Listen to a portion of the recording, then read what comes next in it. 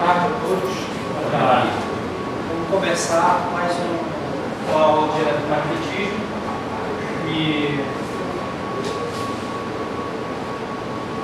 só para relembrar, né? Na última aula a gente ficou em um ponto que era, digamos assim, crucial ao nosso entendimento, que eram justamente as definições sobre o nada, operador diferencial, né?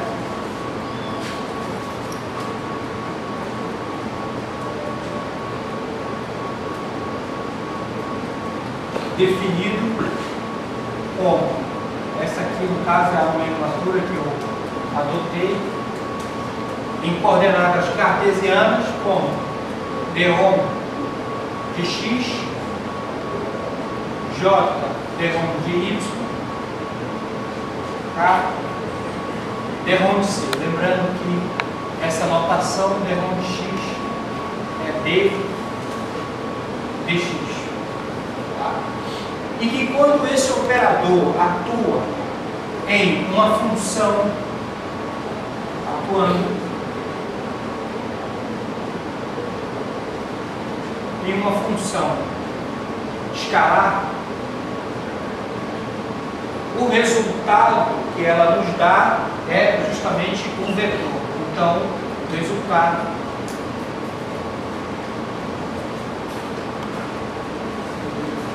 é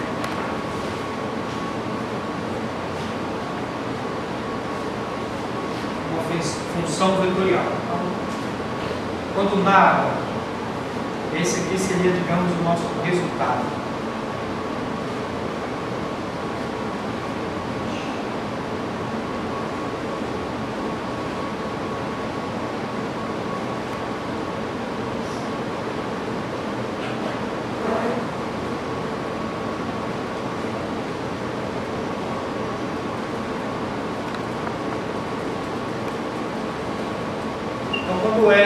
Quando nada atua numa função escalar, nosso resultado é uma função vetorial. A tem justamente I AX de x, y, z,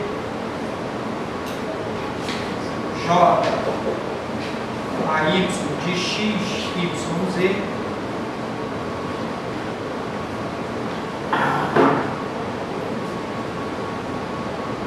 e a z de x, y, z. Então, todas as componentes da minha função vetorial são funções também da coordenada. Cada uma dessas coordenadas, ax de x, y, z, é resultado, portanto, de df dx. Lembrando que a função é uma função de x, y. E isso aqui é válido para todas as coordenadas. Tá? Derivada parcial é lembrar que justamente a derivada é realizada pensando que todas as outras são todas as outras variáveis aqui elas são constantes. Derivada em relação a x significa que y e z são constantes para essa derivada. Se eu derivar com relação a y, então x e z são consideradas constantes. Derivar em relação a z, x e y são as linhas constantes. E a interpretação geométrica que a gente tem na atribuição ao gradiente, isso daqui é denominado, por esse resultado aqui, a função A vetorial é chamada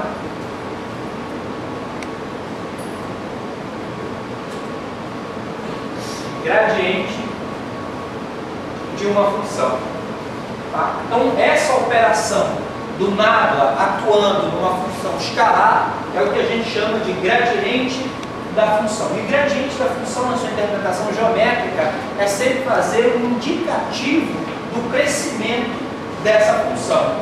Assim como a derivada ordinária te dá justamente a interpretação geométrica do que seria a inclinação que você toma, a reta tangente a respeito de uma curva em um determinado ponto, você teria então o grau de inclinação dessa reta tangente naquele ponto de uma curva.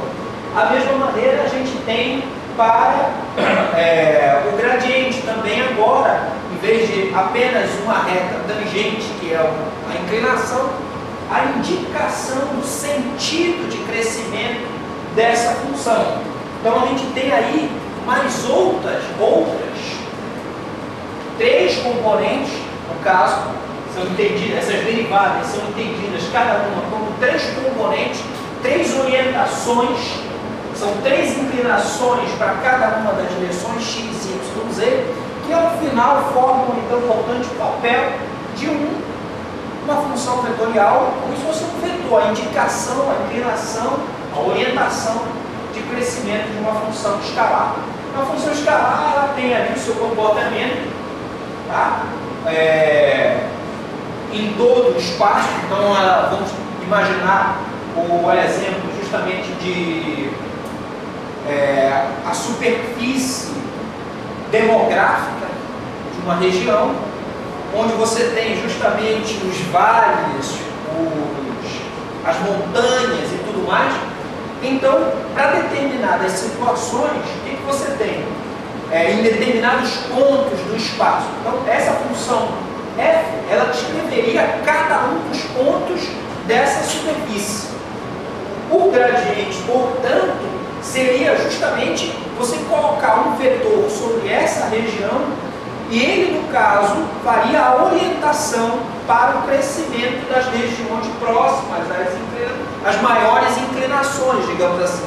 Então, assim como visualmente a gente tem a noção para onde estão os morros e os vales, a partir de qualquer ponto que você esteja no espaço, da mesma maneira o gradiente vai te dar essa indicação. Esse pensamento para funções que representam essa classe aí de problemas como demográficos, você pode estender também a outros exemplos, como por exemplo o da temperatura, que a gente explicou aqui na aula passada. A gente tem a noção justamente, quando a gente fala gradiente de temperatura, seria justamente dizer para que orientação, né, a temperatura vai aumentar. É uma questão de definição, a partir do problema que você está analisando, né, a variável, que é esse aqui, o resultado, ser definido o gradiente com menos ou mais. Isso daí é uma mera questão de definição. A exemplo disso que eu estou falando, a gente vai verificar, vamos chegar a mostrar isso, como por exemplo, um exemplo aqui muito prático, é o campo elétrico, que a gente vai demonstrar ele como sendo isso aqui. Essa expressão, tá, vetorial, é a definição de campo elétrico. O campo elétrico é definido a partir do gradiente do potencial. Por definição, a gente faz a nomenclatura com esse menos. Tem um significado físico aí, justamente por trás, que é quando a gente realiza o trabalho para trazer algumas cargas do infinito até um determinado ponto. Por conta dessa definição, é que isso é uma mera questão de simplicidade. Você pode, no caso, pensar que você está trazendo todas as cargas do infinito para colocar em um determinado ponto, ou você pode pensar justamente que você pega essas cargas desse ponto e leva para o infinito. Isso é apenas uma questão de definição nessa organização de pensamento.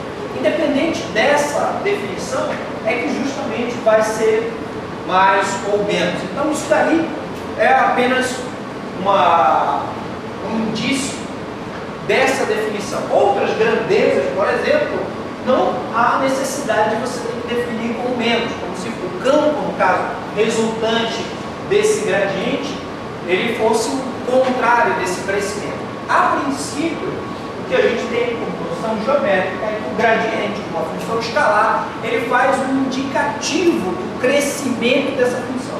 Com isso em mente, aí você define se você quer usar um campo ou qualquer outra coisa como resultado disso, o sentido crescimento ou o sentido de decrescimento para definir a sua variável, digamos assim, ou o seu campo de estudo, que é o caso. Tá? Então esse daqui é o primeiro problema que no caso a gente se depara com uma função, aliás, com o operador Nabla. O Nabla, por si só, ele é apenas um operador. Então ele não é nada se não estiver atuando em alguém. Então é muita atenção quando esse objeto estiver atuando e você tem que identificar se essa é uma função escalar. Ou se é uma função escalar, o seu resultado naturalmente vai ser uma função vetorial. Porém, o Nabla, ele não tem somente essa função, né, de atuação. Ele pode tanto atuar numa função escalar, como atuar também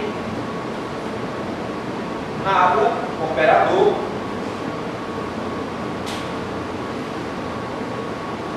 pode atuar uma função vetorial. Tá? Uma função vetorial, digamos, D. Por exemplo.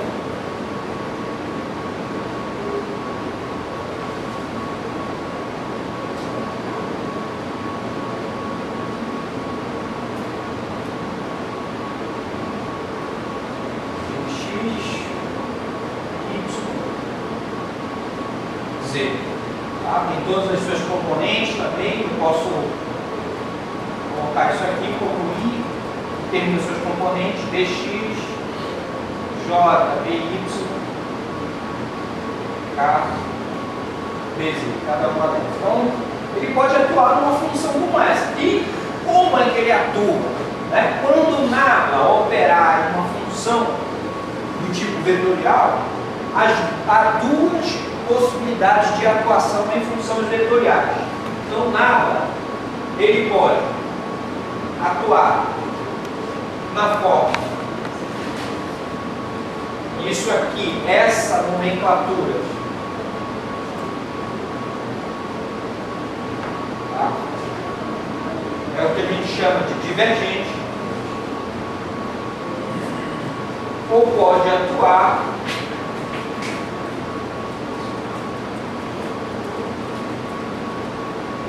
com essa nomenclatura, que é o rotacional. Tá? Quando o Nabla atua numa função vetorial como divergente, o resultado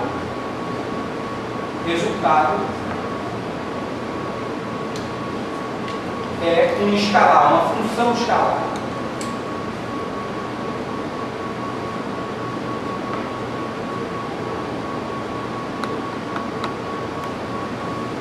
E quando ele atua em uma função vetorial na forma de rotacional, o resultado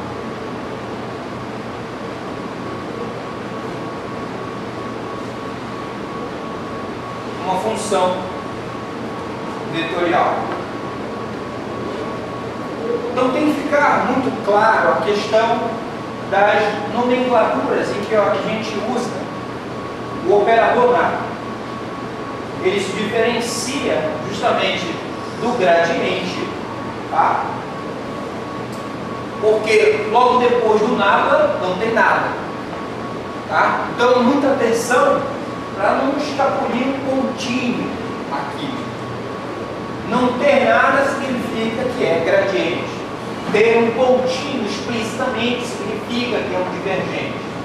E ter justamente um x aqui logo depois do Nabla significa que é um rotacional. Isso é importante para saber, e eu vou cobrar justamente isso, se vocês têm ideia do que é que vocês estão fazendo e aonde é que vocês estão aplicando.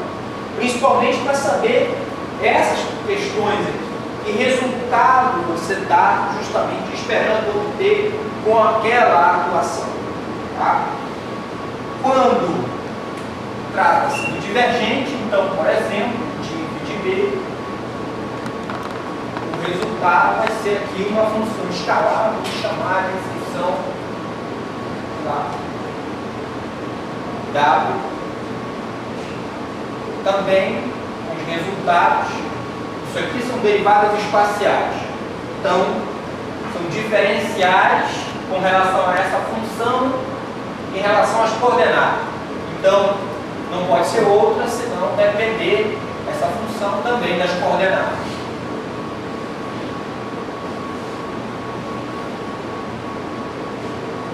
E quando esse objeto atua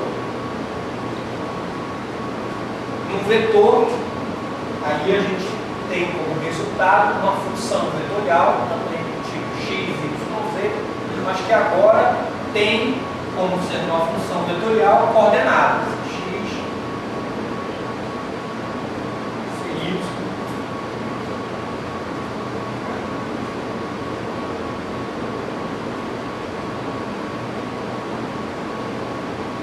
Tá? Bem, agora o que tem, isso aqui foi praticamente o que foi visto nas aulas anteriores, na aula passada.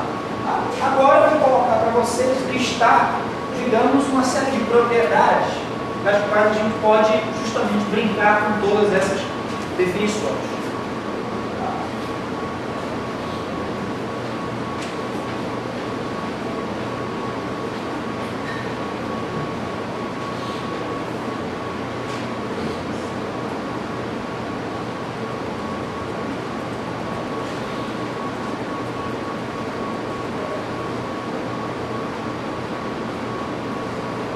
Uma delas, inclusive, eu dei em aula passada para vocês demonstrarem. Então, a gente tem, por exemplo, a função gradiente de duas funções escalares. O gradiente de duas funções escalares, sejam f e g, duas funções escalares, o gradiente da soma dessas funções pode ser justamente a soma dos gradientes.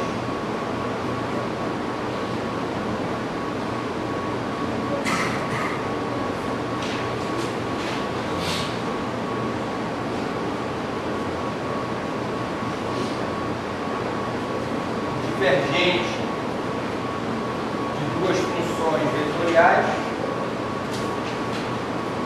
é o divergente, a soma do divergente dessas duas funções. O divergente da soma é a soma dos divergentes.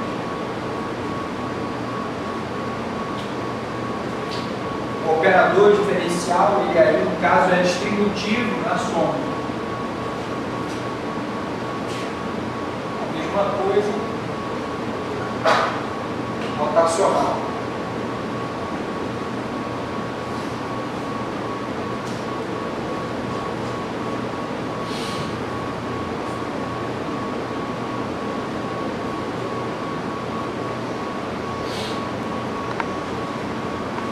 O mesmo vale também quando a gente tem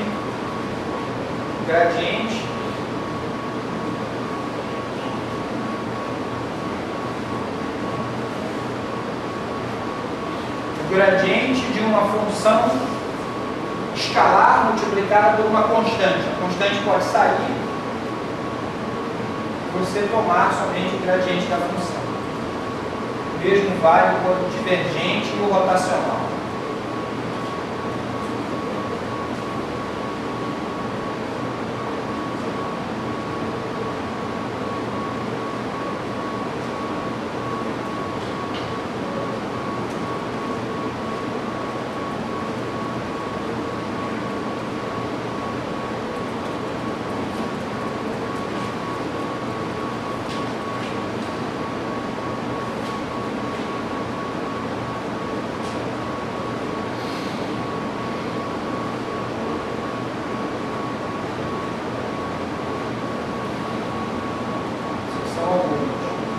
Posso pagar meu lá?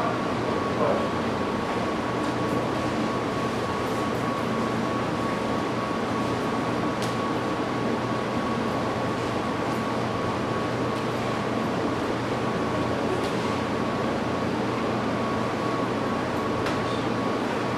Da mesma forma, algumas outras especiais. Gradiente do produto de duas funções escalares. Da mesma maneira como é na derivada ordinária, na regra de derivação ordinária, né, a gente tem pode ter, né? Isso aqui.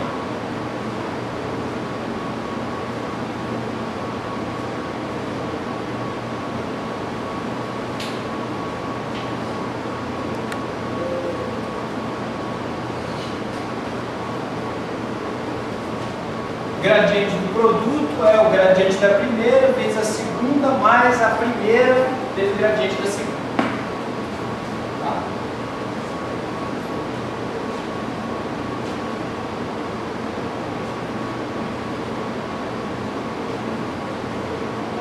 A coisa vai ficando mais bacana quando o produto de duas funções escalares é substituído, por exemplo,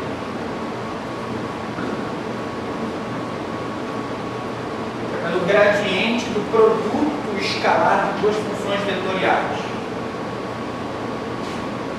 Tem alguma coisa esquisita aqui?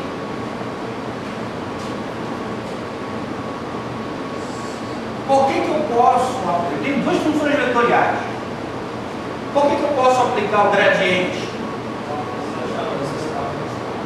O resultado é do escalar. Tá? Então, o gradiente só pode, você não pode dizer, chamar o nome gradiente, se tratar de uma função escalar. Tá? Ele por si só, como eu falei, é o operador nápula, atuando em ninguém. Quem é o nápula tem alguém, depende de quem ele vai atuar. Se é uma função escalar, se chama de gradiente. Se é uma função vetorial, há duas opções, divergente ou rotacionante. E numa situação como essa, veja, vamos pensar assim, o resultado aqui, qual é o resultado? Isso aqui vai ser o quê? Uma função escalar ou vetorial?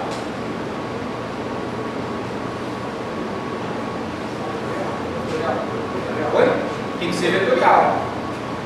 Então, eu tenho que pensar nesse resultado sempre como algo que possa, então, me dar um resultado de função vetorial. E aí eu tenho combinações parecidas com essa. Tá? Se eu repetir ela aqui.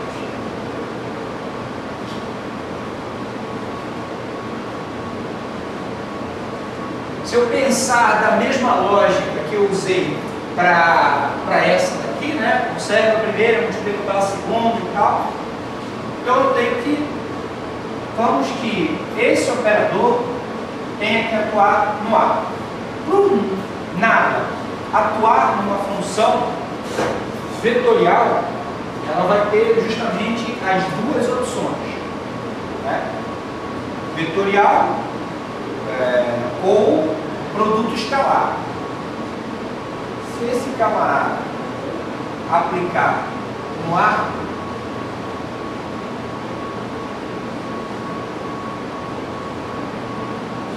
eu vou colocar ainda aqui. Eu vou ter que ter um B aqui de fora. Aí eu vou colocar mais uma aqui. Depois o nada vai ter que atuar no B. E eu vou deixar o A de fora.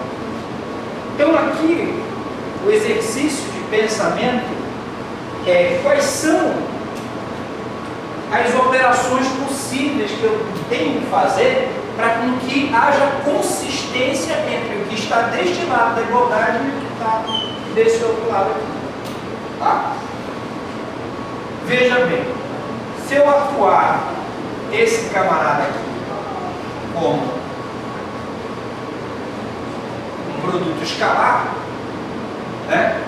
Isso aqui para mim vai ser apenas um número, tá?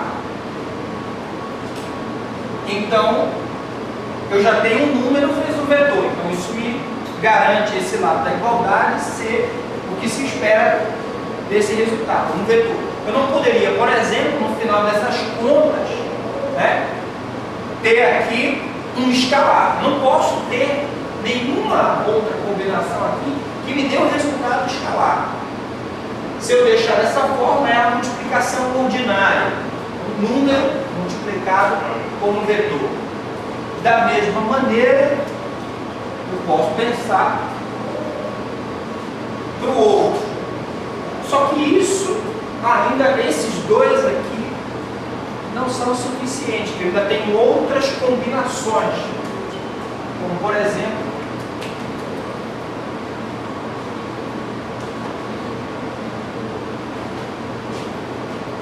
vamos voltar de novo aqui.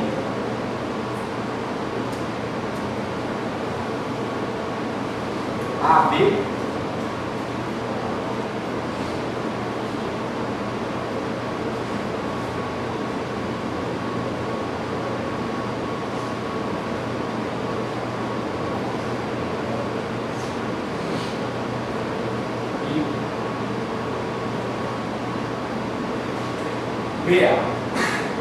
Mas para eu conseguir abarcar todas essas possibilidades, como é que agora isso tem que atuar?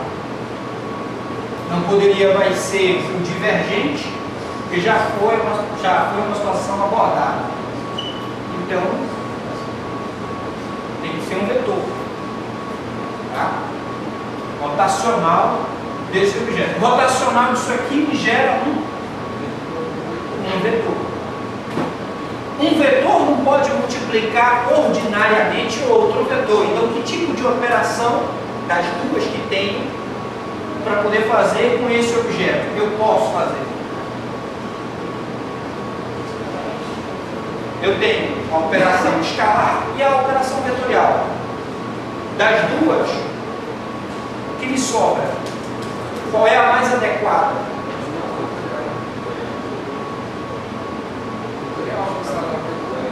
Vetorial. Por quê? Esse lado aqui tem que me devolver o resultado vetorial. Todas essas componentes aqui, todas essas parcelas, tem que ter resultado vetorial. Só assim eu tenho de um lado um resultado que é um vetor e do outro lado a proposição também com resultado um vetor. Isso aqui é uma igualdade vetorial. Tem vetor de um lado e tem vetor do outro lado. Então isso daqui tem que ser um produto vetorial. Da mesma maneira, esses objetos. Deixa eu ver aqui. De boa. Bem, vamos ver o que foi daí que deu certo. Essa aqui está certo. Só troca a ordem.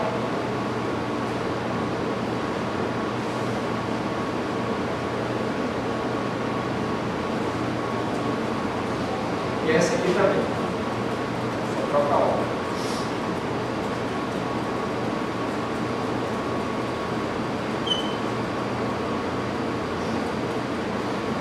Esse aqui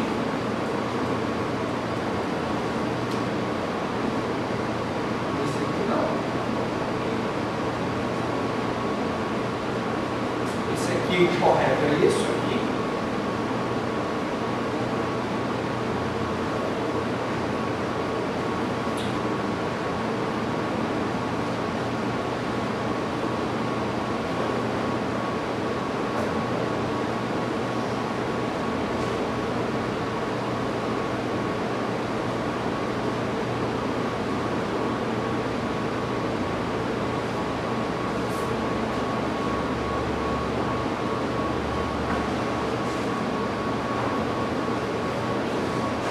Agora, bem, o nosso raciocínio está correto, usamos de maneira correta de poder pensar. Se fosse justamente apenas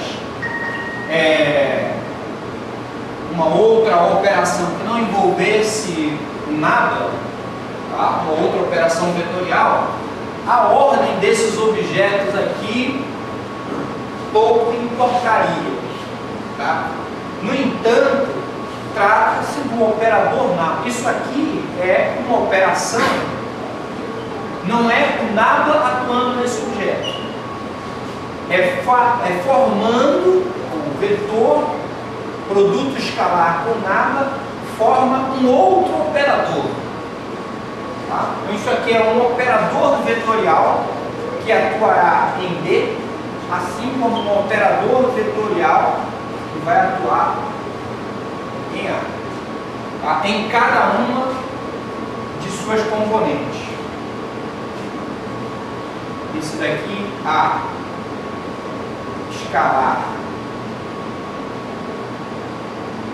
B é isso aqui. AX dx que vai atuar em I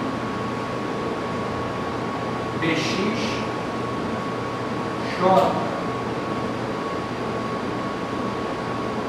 by I k bz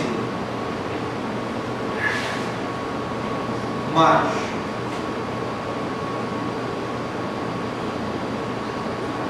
AY dy que vai atuar em I bx j by k bz mais AZ bz IBX JBY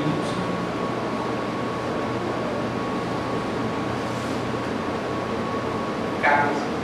Então é esse operador atuando em todo o vetor B, esse operador atuando em todo o vetor B e esse operador atuando em todo o vetor B. Isso só para esse camarada. A mesma coisa que o outro. Tá. E da aplicação vetorial, você pergunta aí? Com certeza, porque esse objeto ele passa por cima de cada um desses I, J e K. Então, por exemplo, agora organizando cada um dos I, né, que seriam cada uma das suas componentes, vai ser AX dx bx mais AY dy bx mais AZ dz bx mais mesma coisa para cada uma das componentes. Então, esse daqui, né, a componente X desse objeto é isso aqui. A componente Y desse objeto, aí tem J, mesmo esquema. Componente Z, então isso aqui, nitidamente, é um vetor porque nós temos todas as três componentes. Tá? O resultado continua sendo um resultado vetorial. Tá? Professor, como é que a gente demonstra isso? Pega esse e fornece. Faça o produto escalar desses dois objetos. Tá? Você vai ter lá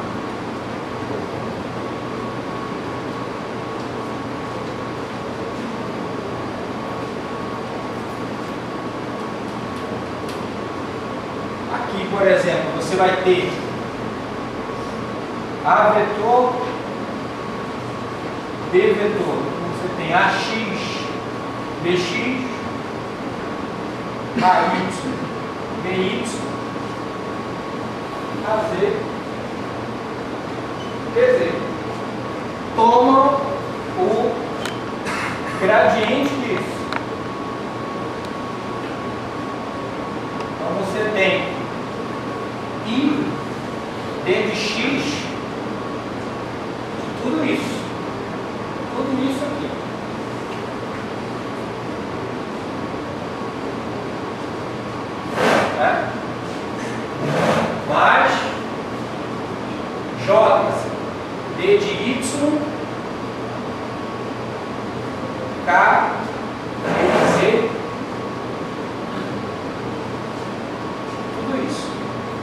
E para cada um dos termos, isso daqui é uma derivada do produto.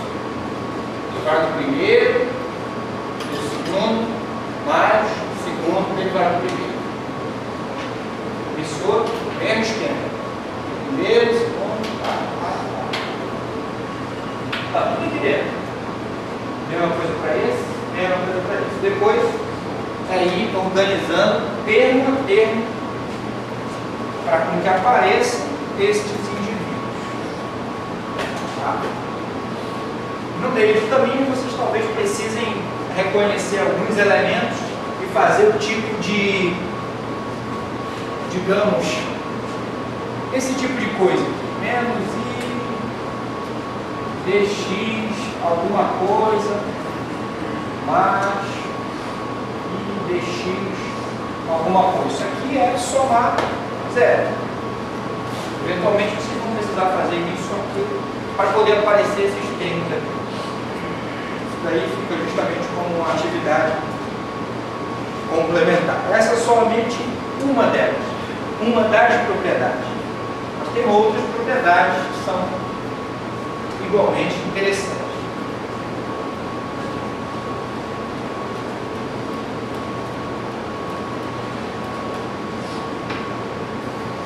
São elas.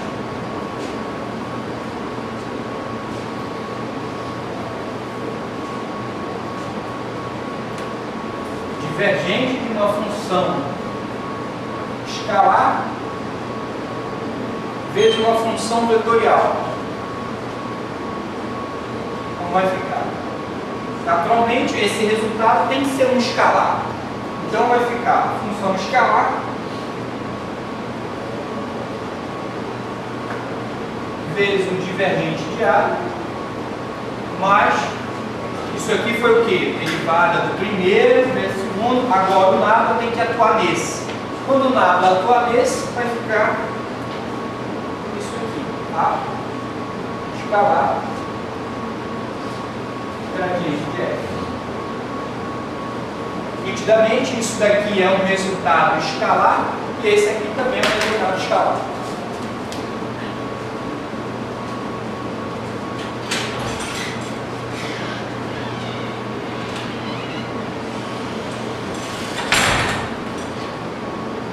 Divergente de A vetorial B. Essa daqui é importantíssima no nosso estudo de eletromagnetismo.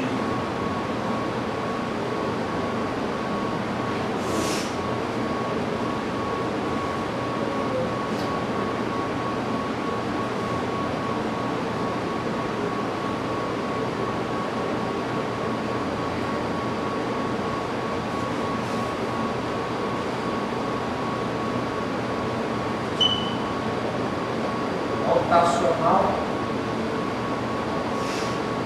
de F de A, função escalar vezes a função vetorial.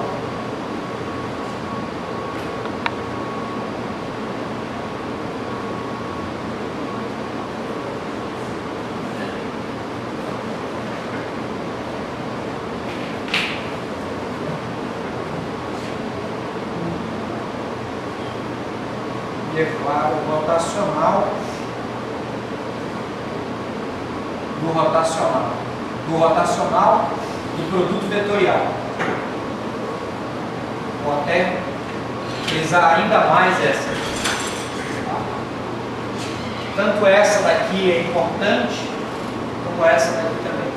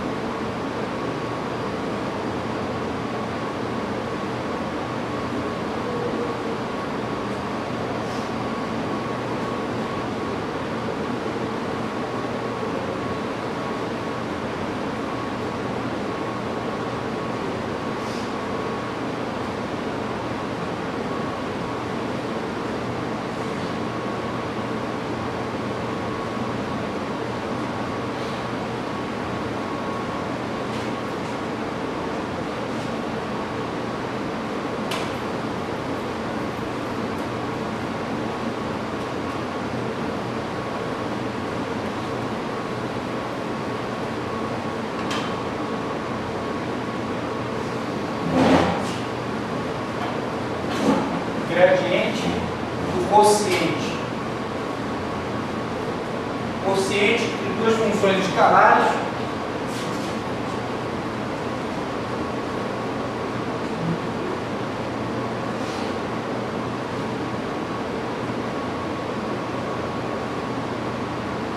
Muito parecido com a derivada do quociente de duas funções, a derivada ordinária.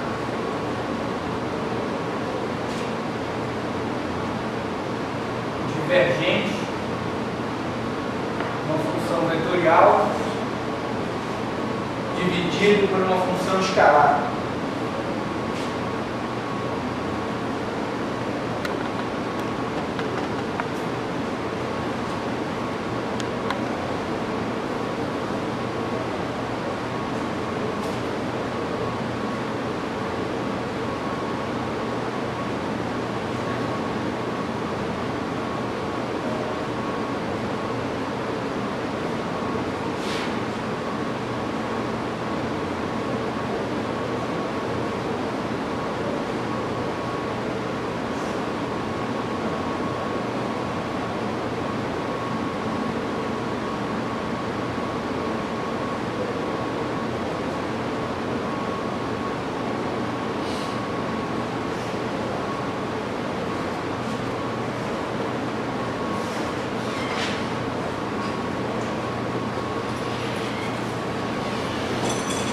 Por último, segundo derivado.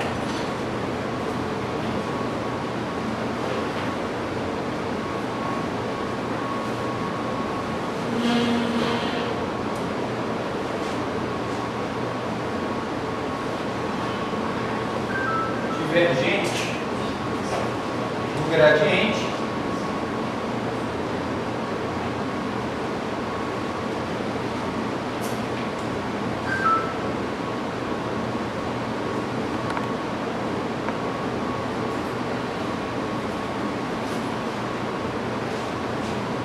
e rotacional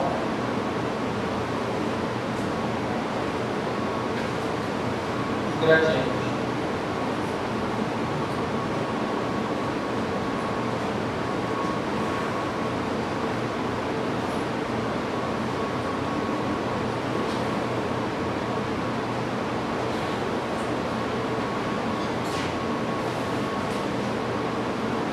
Gradiente do divergente.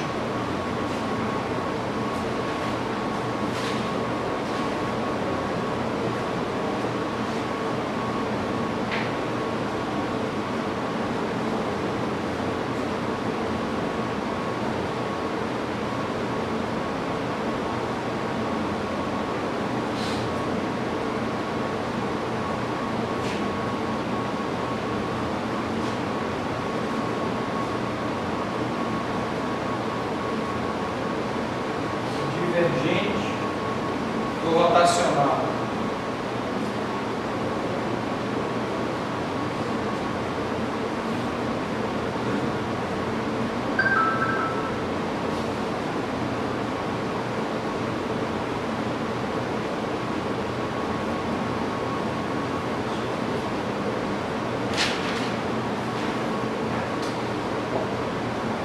Rotacional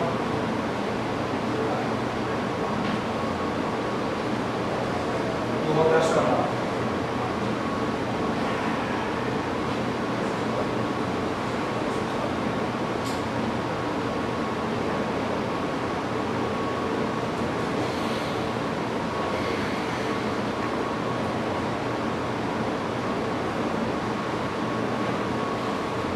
Só essa aqui que tem essa nomenclatura especial. Divergente do gradiente é chamado de Laplaciano. Tá?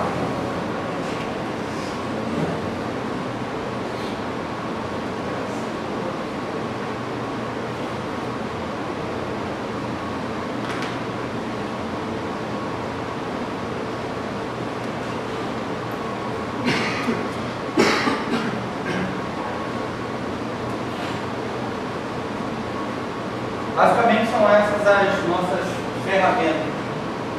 diferenciais. Agora a gente vai misturar isso daí com um pouco de integral. Vamos fazer uma sobremetria.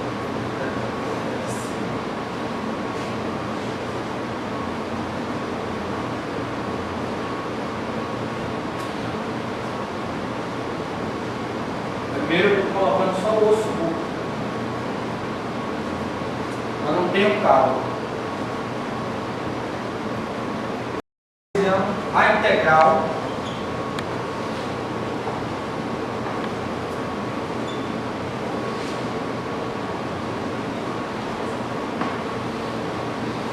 de linha é definida por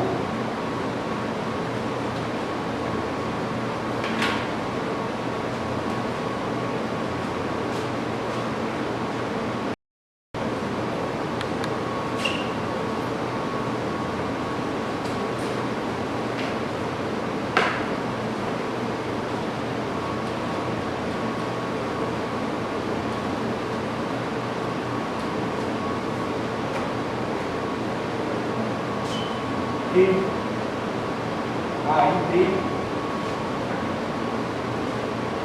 vetores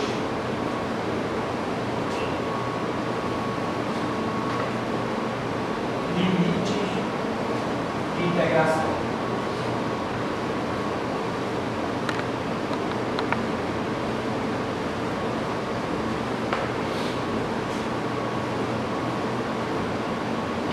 Coloca essa nomenclatura entre parênteses ali, C.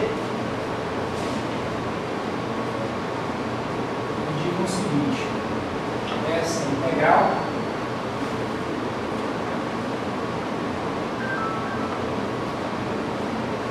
é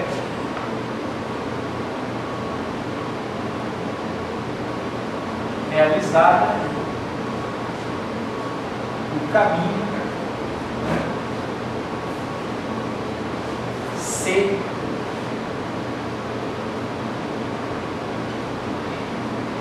previamente definido.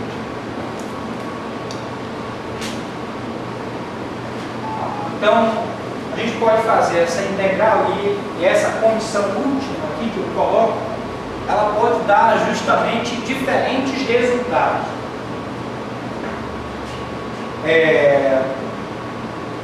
Diferentemente das integrais ordinárias, acostumadas a fazer, a gente tem os limites de integração apenas como resultado final e inicial para onde você tem que fazer a sua integração. Nunca é perguntado, por exemplo, por que caminho você vai ter que fazer essa integração. Tá? E aqui, numa integral de linha como essa, é importante, além de definirmos os pontos finais e iniciais, tá? É preciso definir também por que caminho de integração a gente vai tomar. Então a gente vai fazer alguns exemplos e perceber como que esse caminho aqui, por exemplo, ele é importante. E como de modo padrão a gente realiza essas integrações. Tá?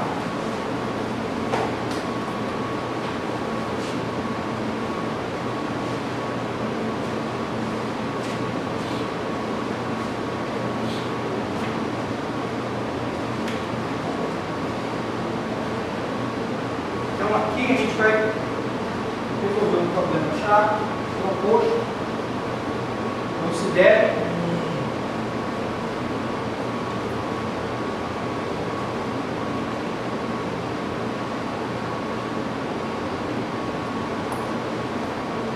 a função vetorial V definida por J y quadrado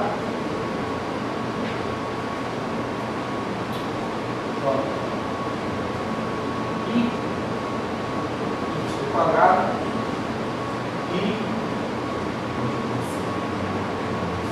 J igual a y mais 1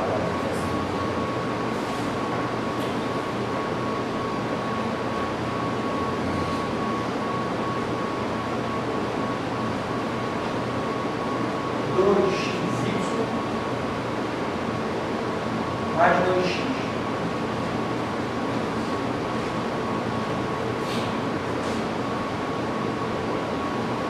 Dos pontos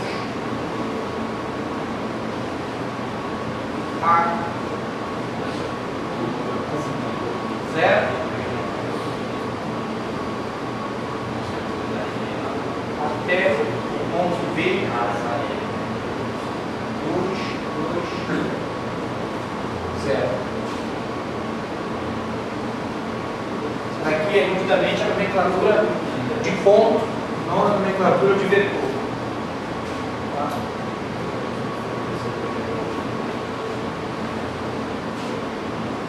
Ao longo do seguinte caminho.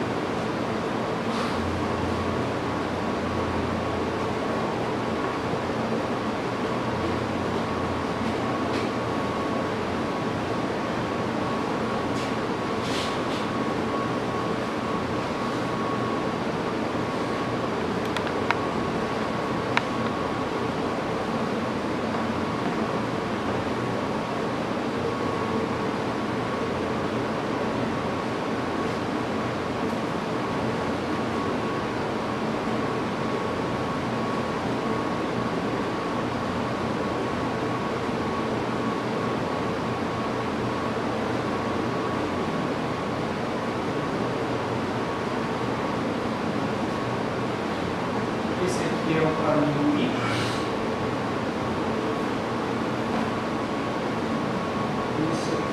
Esse aqui é o caminho 1. Esse aqui é o caminho 2.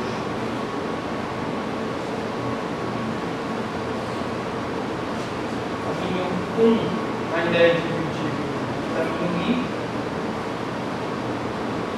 Caminho 2.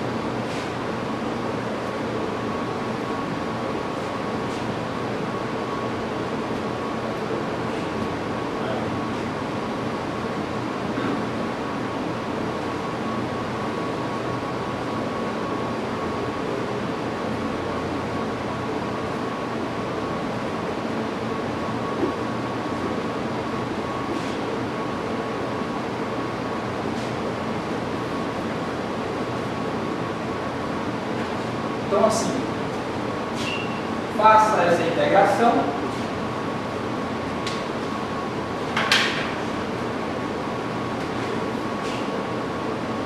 Faça essa integração de A a B da função V escalar dl pelo caminho 1. Vai dar um resultado, tá? E a mesma integral de A até B, V dl pelo caminho 2.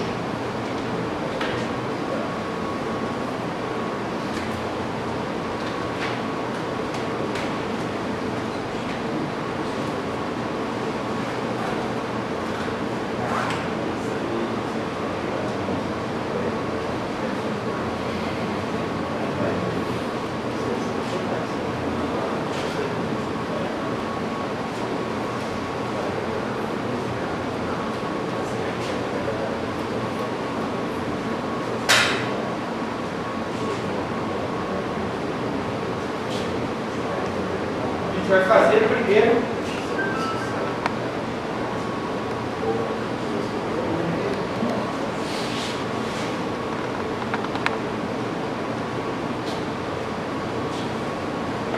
eu vou pegar essa daqui e vou usar essa desse 1 para cá. Caminho 1, a integral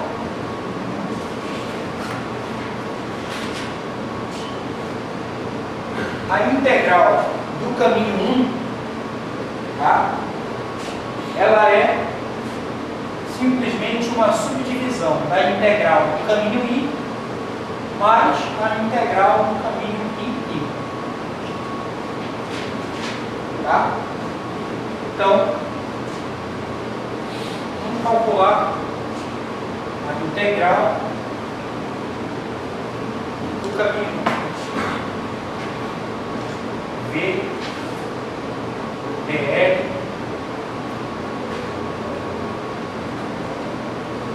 no caminho I. Eu devo lembrar que DL é o tempo todo o vetor dxi, dyj, dzk.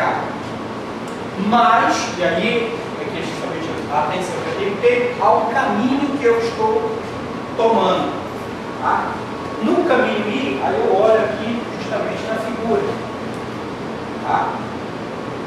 Eu não vou ter, eu estou percorrendo o caminho X. Eu estou percorrendo no caminho I somente o comprimento em X. Ok? Ao percorrer somente em X, eu não tenho variação o quê? Em Y.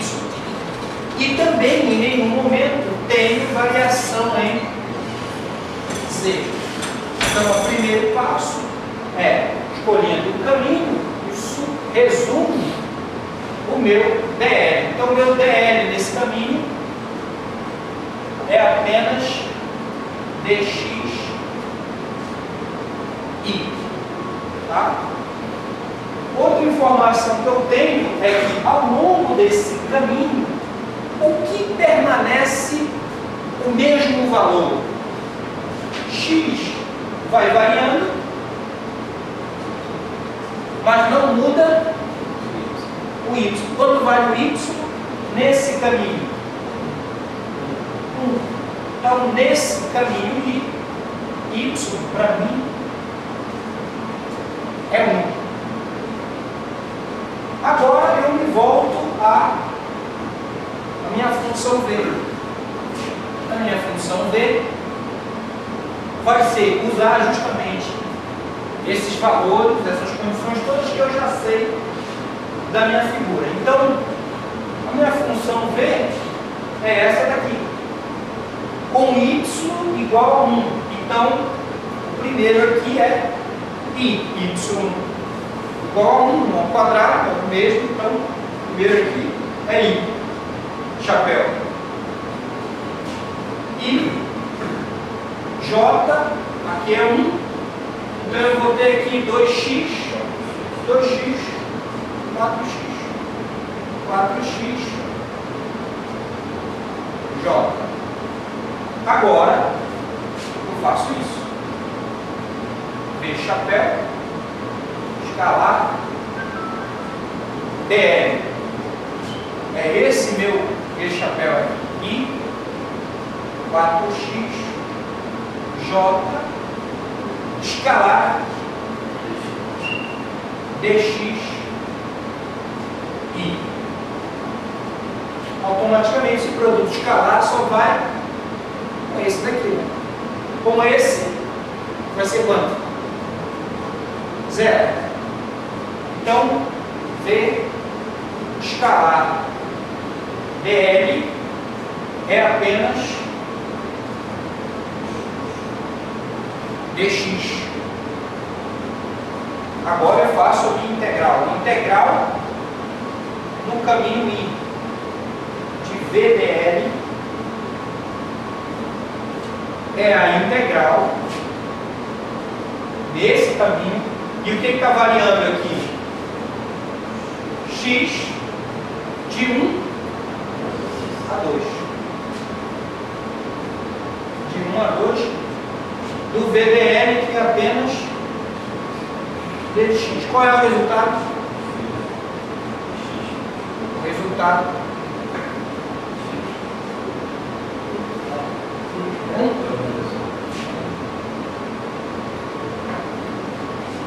então, essa primeira integral,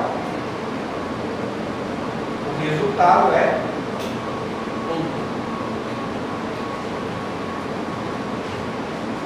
1. Agora, a gente vai atrás do segundo caminho.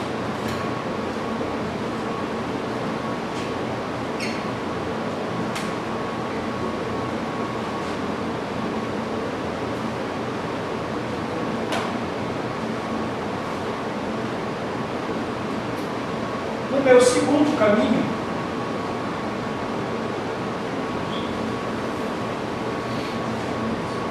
na verdade, integral em segundo caminho de V dr. Mas veja, tem que então prestar atenção para essa figura aqui no segundo caminho. Quem está variando aqui agora é y. Se é só o y que está variando, eu não tenho dx, não tenho dz, só tenho dy. Então, meu dl é apenas dyj. Tá? Depois, eu presto atenção. Quem é que não está mudando nesse caminho? Que vale 2. Então, x igual a 2. Agora, a minha função y eu não mexo, mas mexo no valor de x. Então é substituir x igual a 2 aqui, que vai dar justamente 4, né? Vou tirar o 4 aí em evidência, vai ficar y quadrado i 4 y mais 1 j. Então, o produto escalar v dl y quadrado i 4y mais 1 j escalar dy j só vai fazer sentido esses dois, porque o outro vai ser 0. Então, VDL é apenas 4y mais 1 dy. E agora eu vou fazer a integral VDL no caminho 2. E, portanto, nesse caminho, eu estou varrendo y de 1 a 2. 1 a 2. Isso aqui. 4y mais 1 dy. 4 vai sair, eu vou ter integral y dy de 1 a 2. 4 dy integral de 1 a 2. Aqui eu tenho 4, aqui y quadrado sobre 2, e aqui 4y com 2. 2, aqui eu vou ter 4 menos 1, e aqui apenas 4, 3, 6, 10.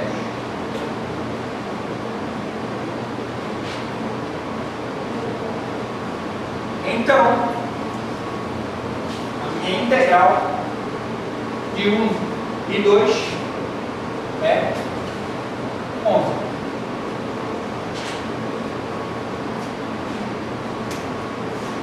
Ok? Fizemos o cálculo do caminho 1 dividido em cada uma dessas partes. O que deve ficar atento que é quase uma programação. Tá? Verifica DL. Achou DL, isso aqui te define o caminho. Então, o que sobra para as demais variáveis? Como que essa sobra muda a função vetorial? Faz o produto escalar entre a função vetorial e o DL. Por fim, o caminho. Porque isso aqui já definiu na figura ou qualquer outra situação qual é o caminho. Faça a integração. Então, é repetido. Tá? E tivemos como resultado 11 no final. Será que se eu fizer agora pelo caminho 2, que resultado eu vou ter? Tempo foi para copiar.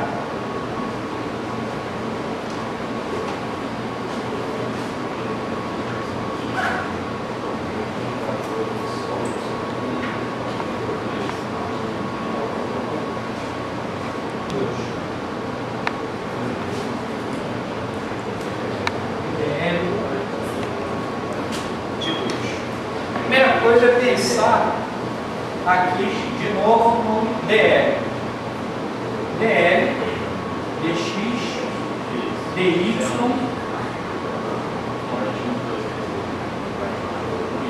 DZ. A única coisa que nesse problema eu percebo, geral, não tenho nada a dizer. Né? Ou seja, ele está todo no plano. Os caminhos estão todos no plano. Mas agora eu tenho justamente esse traço. Tá? Bem, para o problema, a gente vê rapidamente que trata-se de uma função, o quê? De uma função afim. Né? Uma reta que passa justamente pela origem. Tá? 1 para 1, 2 para 2, e assim sucessivamente. Então, trata-se da função afim, da reta, portanto, y igual a x. Tá? Bem, se não fosse pela obviedade, tá, do problema, o negócio é: eu tenho 2 pontos. A partir de 2 pontos você acha que é a equação da reta, não é verdade? Então é isso que tem que ter em mente.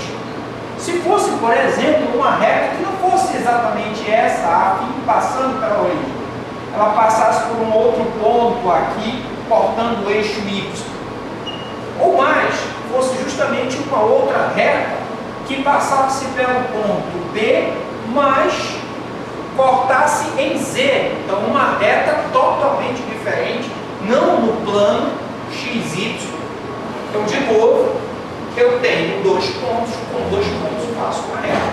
Então, isso seria um trabalho adicional para poder achar justamente qual é esse caminho. Tá? Ou seja, tem o DL. Próximo passo, equação da reta. Vamos colocar assim, essa observação. Achou quem é o DL, o próximo passo é a equação da reta daquele caminho. 2 pontos definem uma reta, com isso então você acha a equação da reta.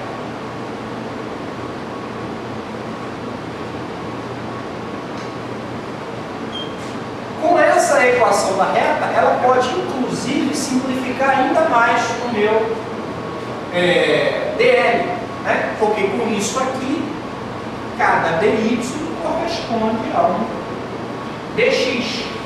Então, o meu DL ainda pode ficar nesse formato. Eu posso colocar tudo em X ou tudo em Y.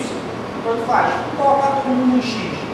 Então, eu tenho DXY e aqui o meu DY, DXJ. Agora, eu vou analisar a minha função vetorial sobre essa ótica. A função vetorial é y² mais y é igual a x, que eu já disse que eu vou colocar todo mundo em x, então aquele camarada lá vai ficar simplesmente x². E aqui y é igual a x, eu vou fazer a substituição, vai ficar 2x² mais 2x.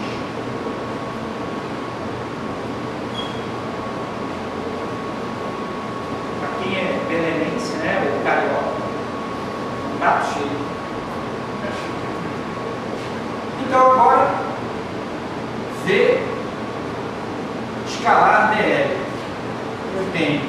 quadrado, 2x quadrado mais 2, isso aqui, escalar, dl, é dx e dxj. Eu vou ter os dois. Né?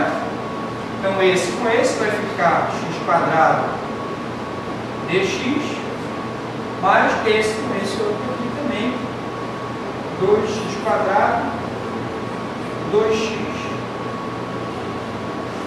dx. Vai ficar 3x ao quadrado dx mais 2x dx. Esse aqui é o meu v dl. Agora, integra v dl no caminho 2. No caminho 2 agora, como eu coloquei tudo em termos de apenas uma única variável, eu posso escolher justamente se eu vou variar x, é claro, ou se eu vou variar y. Se eu vou variar y, eu tinha que ter escrito tudo em y. Se eu vou variar x, então a minha integral é apenas nos limites de x. Tá? Então é isso aqui. 3x ao quadrado dx mais a integral de 2x dx. Esse 3 sai fora, vai ficar então x ao cubo sobre 3. 2 x quadrado sobre 2.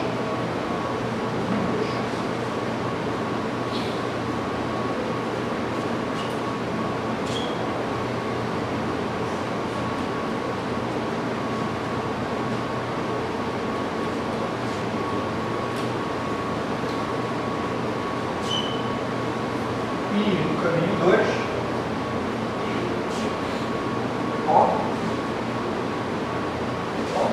aqui vai ficar então 8 menos 1, 7. E aqui 4 menos 1, 3. Então o resultado aqui é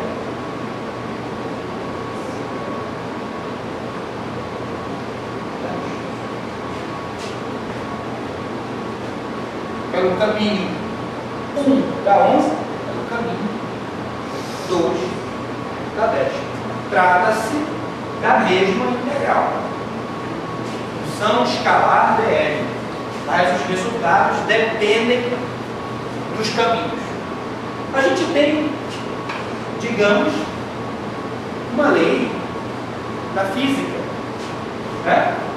Em que fala algo a respeito sobre resultados assim, em que dependem justamente do caminho. De que lei? Ou do que eu estaria falando?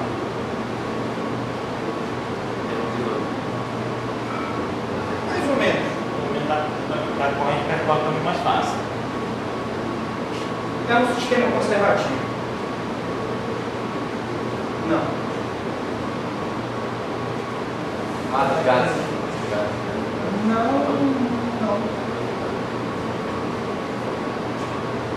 Sistemas dissipativos. Sistemas dissipativos depende do caminho. Se você vai sair do caminho A até o caminho B e por um caminho tem atrito e o outro não, o resultado da energia final vai depender justamente disso aí. Tá? Então nenhum você, digamos, teria perda e o outro não. O resultado é você chega de A a B, por um caminho você perde, por outro não. Os resultados finais vão ser diferentes. Então, quando os resultados finais dependem do caminho, naturalmente a gente tem aí, está diante, no caso, de sistemas não conservativos. E exemplo de sistemas não conservativos são aqueles que justamente envolvem o atrito. Tá? Sempre que tem um atrito, sempre que tem dissipação, eu estou tratando de sistemas não conservativos. certa parte que tem a ver na termodinâmica, que está em todo lugar. Né? Na eletrodinâmica, você tem termo também. Tá? Então esse daqui seria, por exemplo, um deles. E existe justamente uma implicação. Quando a gente faz um cálculo, leva de A a B e dá um resultado, tanto faz você levar por outro caminho, chega ao mesmo resultado, aí a gente trata de sistemas, ou está diante de sistemas o quê? Conservativos. Exemplo de sistemas conservativos, aí a gente tem vários. Um camarada, excluindo a questão do atrito, que desce do primeiro andar de um prédio até o térreo, pelas escadas, ou pelo elevador, ou resolve suicídio. Né? Qualquer que seja o caminho que ele escolha, o gasto de energia vai ser o mesmo. Só interessa o inicial e o final. Há essa diferença. Então, quanto que isso é permitido? Quando a gente está diante de campos conservativos. Isso é uma coisa que a gente vai ver aqui. E coisas que a gente vai ter como resposta depois de fazer algumas integrais, como essa. Então é daí que vem as conclusões a respeito de quando você está diante de um sistema que ele é conservativo, que não depende do caminho, significa isso. Que após termos feito as integrais, as suposições desses caminhos, os resultados que a gente encontramos foram os mesmos. Se é o mesmo, então trata-se de um sistema conservativo. Se não é, é não conservativo.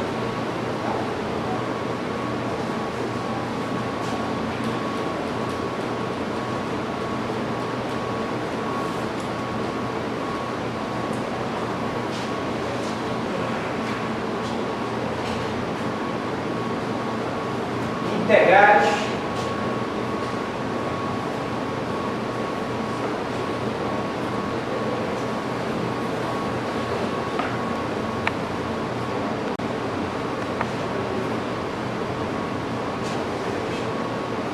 considera uma integral de superfície a integral definida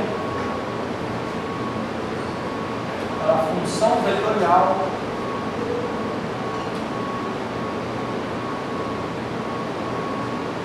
que é essa onde D de A é o infinitesimal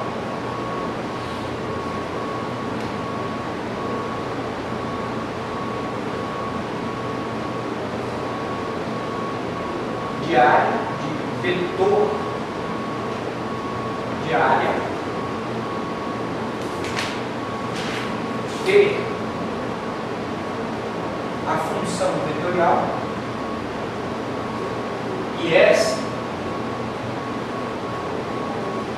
a superfície previamente definida.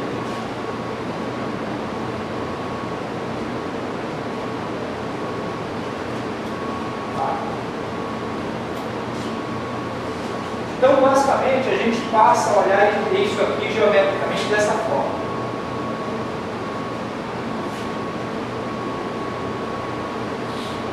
Digamos que você tem um espaço, tá? Um campo V. Esse campo é definido por essas linhas de campo, tá? Onde o vetor associado a ele, em qualquer ponto, é um vetor tangente naquele ponto, exatamente. Essas linhas de campo, portanto, podem estar atravessando uma superfície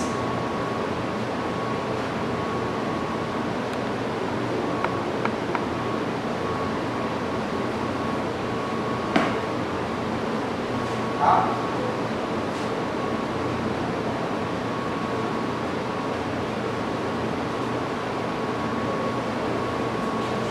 E o que justamente define um elemento infinitesimal infinitesimal. Essa superfície inteira aqui é apenas um pedacinho. Tá? Um vetor ortogonal a essa superfície,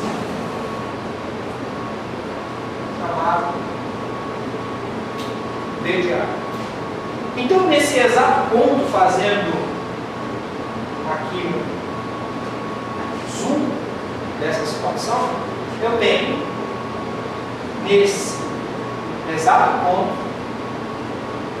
um vetor V tangente a linha do campo, e dependendo de como seja essa superfície, nesse exato ponto, ortogonal à superfície, eu tenho meu DA. Tá? É claro, DA forma um ângulo alfa com V, como a gente já deve imaginar, uma vez explicado o produto escalar desse objeto com esse. Tá? Então a ideia é que justamente a gente possa ter a contribuição desse campo ao longo de toda essa superfície. Ou seja, a gente está calculando isso aqui, VDA. E falta um outro.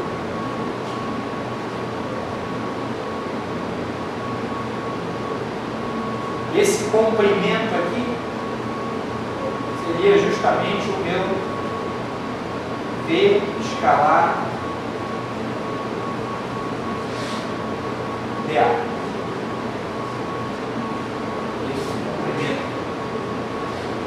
Então, o que eu estou querendo saber é justamente toda a contribuição desse V, tá, nessa projeção de área.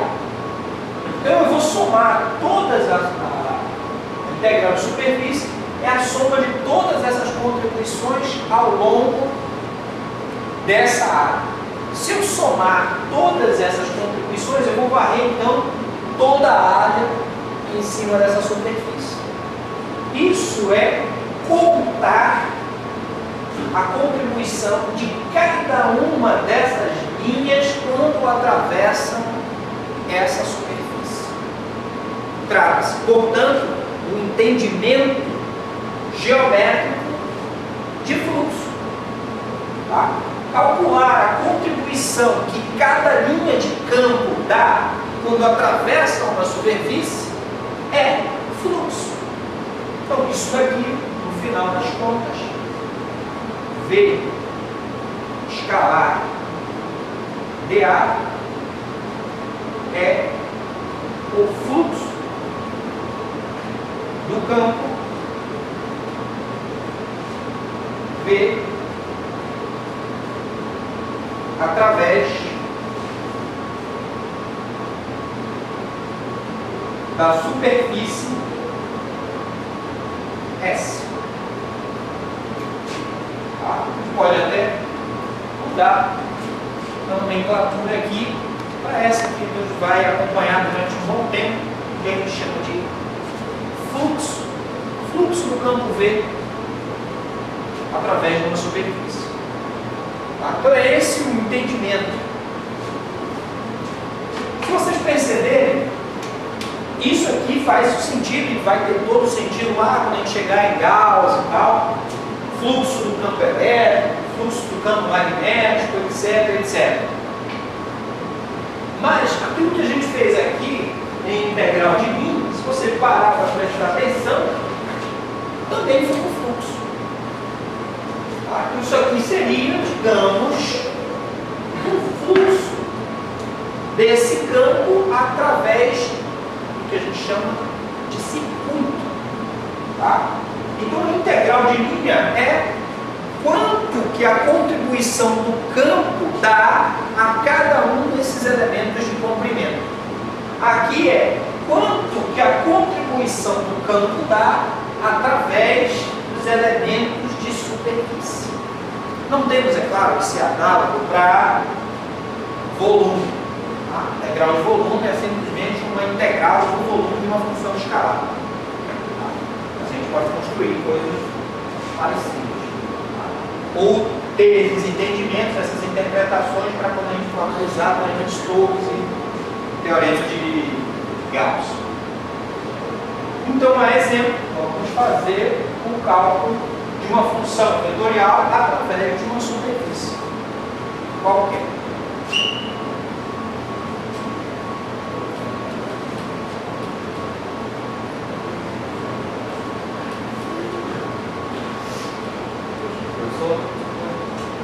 Assim como esse produto escalar dos vetores gera um ângulo alfa, ali na integral de linha ia gerar um ângulo também, né? Sim, tem um ângulo associado. Produto escalar, tem ângulo. Aí seria a inclinação da reta lá no gráfico? Esse ângulo Não, isso aí é. Porque você tem ali naquele problema, aqui por exemplo, um caminho assim. Ok? E o campo de espaço pode ser algo que atravessa essa linha. Essa linha está ali por dentro do campo. Em cada elemento dl existe um campo V, e é esse ângulo aqui, entre um e outro. Então, entre A e B, os pontos, você tem esse caminho para percorrer. Então, você vai somar a contribuição desse produto escalar ao longo de todo esse percurso. Tá? Esse mesmo raciocínio estendido para a superfície é calcular a contribuição do campo ao longo de toda uma superfície. Tá? Então, isso aqui seria um fluxo de linha e lá um fluxo de superfície.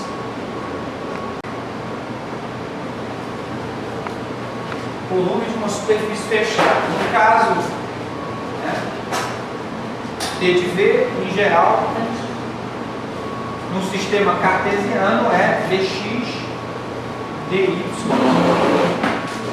dz. E essa integral em V é substituída justamente pela integral em y, em x e em z. Vai depender justamente desse V, ou a figura que vai formar, da superfície que vai encerrar aquilo ali. Como exemplo, só também para cá, considere a função e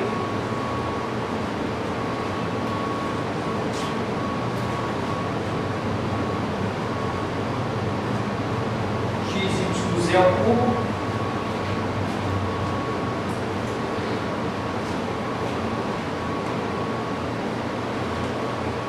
integrada nisso aqui.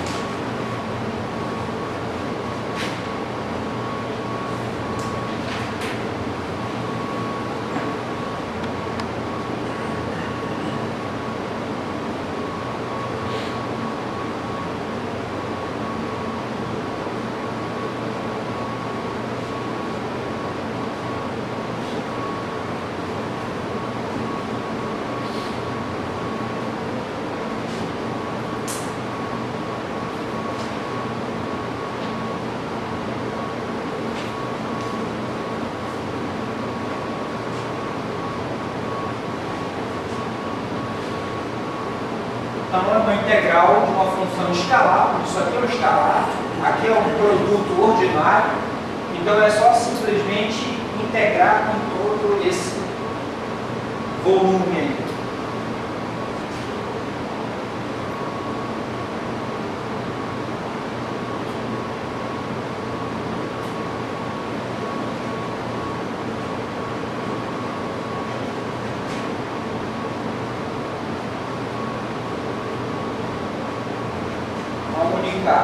A tensão que tem que ter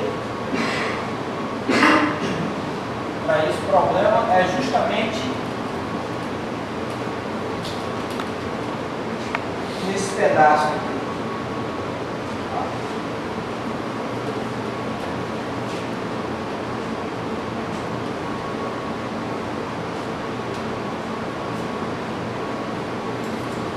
Vamos seria integral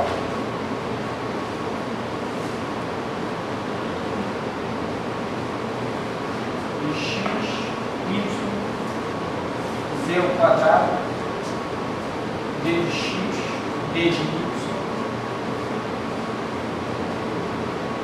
d de z. E aí você tem que organizar essas integrais de acordo com o que você está observando na figura. X, Y. Você observa. Oi? Ah, tá. Não, é quadrado. É errado.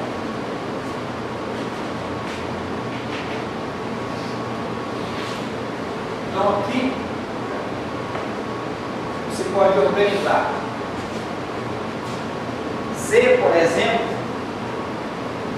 ele pode variar livremente, independente de x e de y, de 0 a 3. Tá?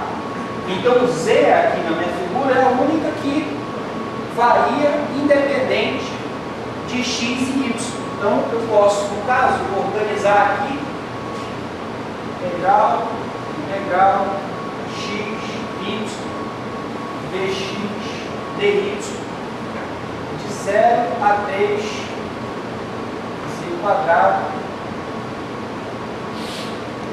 dz. Agora, esses daqui dependem justamente dessa reta. Então, eu tenho que saber que quando eu integrar em x, eu também vou estar integrando em y. Então eu tenho que saber qual é a relação xy. A relação xy é essa reta aqui. Vou colocar ela assim. Veja. Aqui x, aqui y, né? Aqui 1.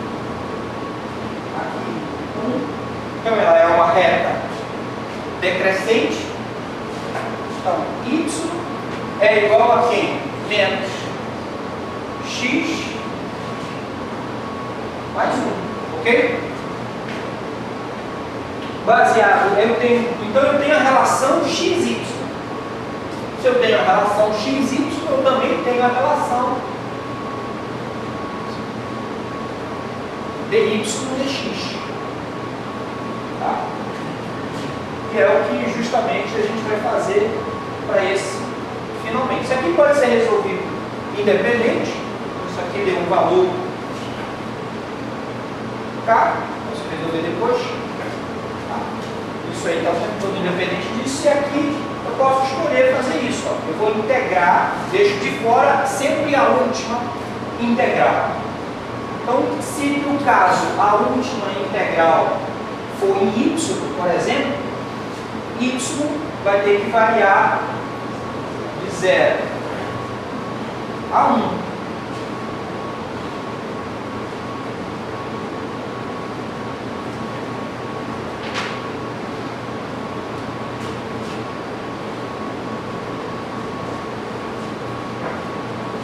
Então, o meu y varia de 0 a 1. Mas o meu x, ele só pode variar de quanto a quanto? De 0 até x.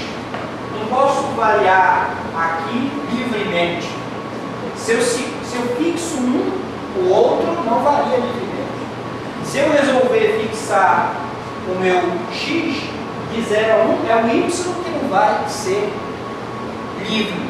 Então, para um x linha, eu tenho um y. E assim vai ficar, né? O último que é y, e aqui dentro é a minha integral de 0 até x' desse x dx de y. Esse cálculo está aqui na frente.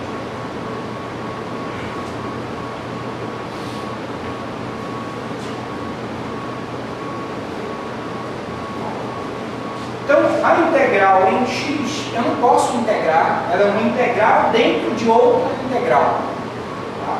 A de x, que é a primeira que eu estou colocando, ela tem que ser de 0 até x'.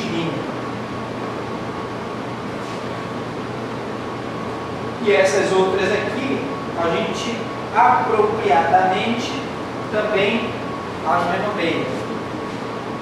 Então, no final,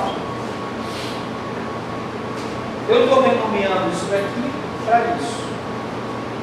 0, 1, y', integral de 0, bem. O resultado dessa integral tem que ser tal que seja o mesmo argumento do integrando dessa última integral aqui.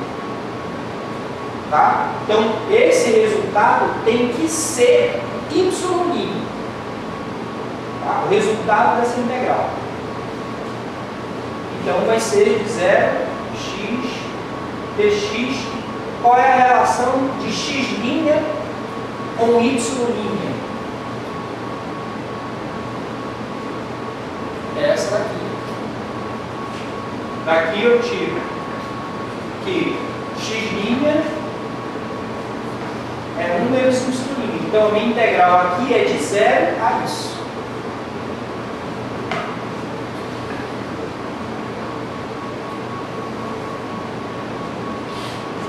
Perceba agora que ao calcular essa primeira integral, o meu resultado dela é em y'.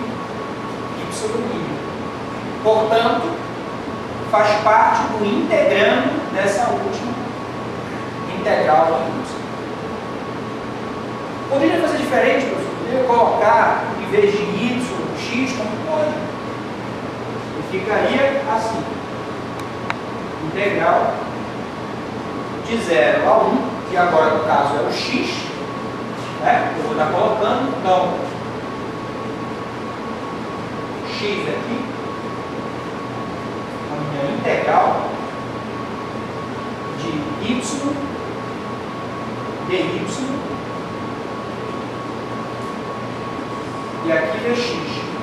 É o x que vai indiscriminadamente de 0 a 1, mas o y só pode ir de 0 a y'. Se ele vai de 0 a y', esse resultado daqui é esse. Então vai ficar K 0 a 1 x' integral de 0. Qual é a relação de y' com x?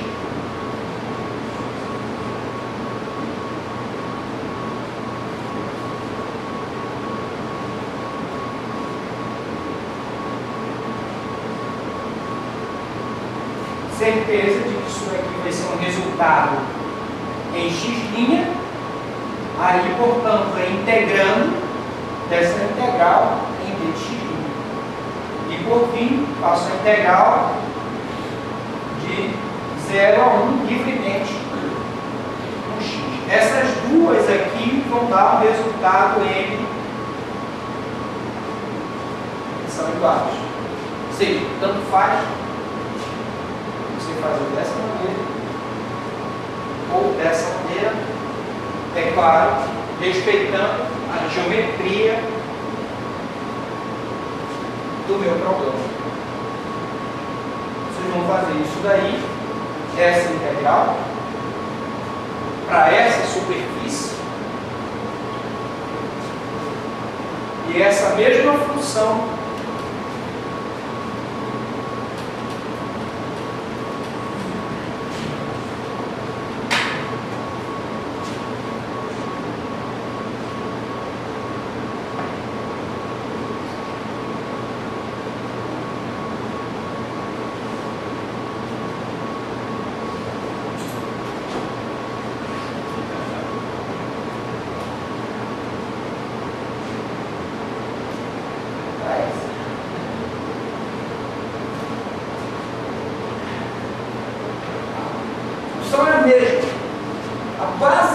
ele.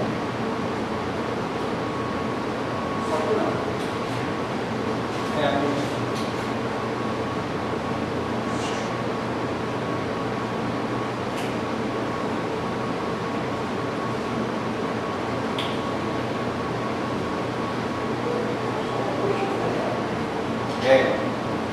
Justamente. Espero que ninguém se enfoque. Não, calma.